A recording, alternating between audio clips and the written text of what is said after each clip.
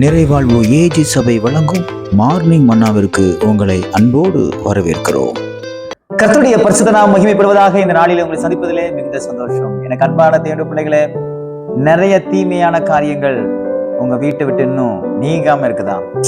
இந்த கஷ்டம்லாம் என் வீட்டை விட்டு போகவே மாட்டேங்குது, இந்த தரித்திரம்லாம் என் வீட்டை விட்டு போகவே மாட்டேங்குது, எனக்கு ஏன் கடவுள் இப்படிப்பட்ட ஒரு நிலைமையை கொடுத்திருக்கிறாரு, ஏன் எனக்கு இப்படிப்பட்ட தீமையெல்லாம் நடக்குது அப்படின்னு பயங்கரமான குழப்பத்தில் இருக்கீங்களா?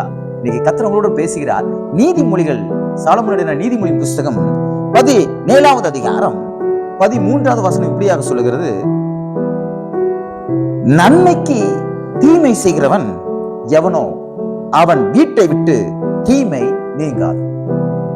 வீட்டை விட்டு தீமை நீங்காம இருக்குன்னா ஏதோ ஒரு பிரச்சனை உங்ககிட்ட இருக்கு. அது என்ன பிரச்சனைங்கிறத வேதம் அடையாளம் படுத்தி காட்டுகிறது.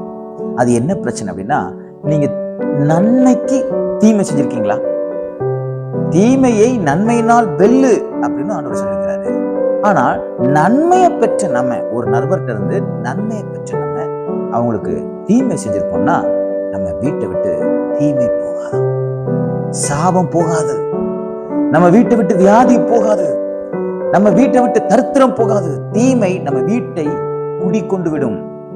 அன்பான பிள்ளைகளை பயம் காட்டல, இன்னைக்கு நம்மை மாற்றிக்கொள்ள ஆண்டவர் ஒரு தருணத்தை தந்திருக்கிறார் என்பதை சொல்லும்படியாக விரும்புகிறேன். என் வீட்டில் எப்படி தீமை மாற மாட்டேங்குது, பிரச்சனை மாற மாட்டேங்குன்னு நீங்க குழப்பத்தோடு இருக்கீங்கன்னா, உட்கார்ந்து தேவனுடைய சமூகத்துல கொஞ்ச நேரம் உட்கார்ந்து, எனக்கு நன்மை செஞ்சவங்களுக்கு நான் யாருக்காவது தீமை செஞ்சிருக்கிறேனா அப்படின்னு யோசிங்க. உங்களுக்கு நான் அவங்க கிட்ட இருந்து இது வாங்கி சாப்பிட்டேன், ஆமா அவங்களுக்கு பணம் இருக்குது எனக்கு கொடுத்தாங்க, ஆமா அவங்களுக்கு செல்வம் இருக்கு எனக்கு உதவி செஞ்சாங்க, அதுக்காக நான் அவங்களுக்கு பண்ண முடியுமா? அவங்க எனக்கு செஞ்ச நன்மைக்காக அவங்களுக்கு நன்மை செய்ய முடியுமா? என்னால முடிஞ்சதை நான் தீமை தான் செய்வேன்னு சொல்லி நீங்க அப்படி செஞ்சிருப்பீங்கன்னா, இன்னைக்கு அதை ஆண்டவர்கிட்ட நீங்க அறிக்கையிட்டு அவர்கள்ட்ட போய் நீங்க மன்னிப்பு கேட்கணும். ஒரு சகோதரன் இடத்துல பேசி கொண்டிருந்தார். அவர் நல்ல ஒரு செல்போன் சர்வீஸ் பண்ணுகிற ஒரு சகோதரன், கடை வைத்திருக்கிறார். அவர் சொன்னார், ஆண்டவர் என்னோட ஒரு நாள் பேசினார், கடன் பிரச்சனைக்கெல்லாம் என்ன காரணம் ஆண்டவரேன்னு நான் ஆண்டவர் சமூகத்தில் உட்கார்ந்து அழும்பொழுது, நீ சில பேரை நீ குறை சொல்லிட்டு இருக்கிற, சில பேரை, சில ஊழியக்காரங்களை எல்லாம் குறை சொல்ற, சில விசுவாசிகள் எல்லாம் குறை சொல்ற, சில ஊழியங்கள் எல்லாம் குறை சொல்லிட்டு இருக்கிற.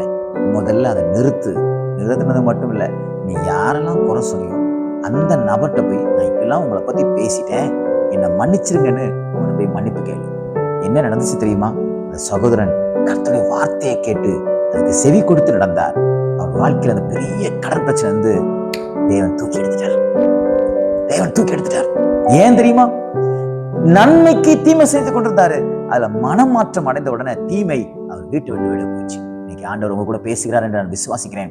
உங்ககிட்ட தீமை இருக்குன்னா, உங்க வீட்டை சுற்றிலும் தீமை இருக்குன்னா, யாருக்கு நீங்க தீமை செஞ்சீங்கன்னு பார்த்து அதை விட்டு விடுங்கள். அந்த மன்னிப்பு கேளுங்கள். இந்த நாள் உங்களுக்கு ஒரு நன்மை நாளாக, நன்மையை பெற்றுக் கொடுக்கிற நாளாக தேவன் மாற்றி கொடுப்பாராக. God bless you.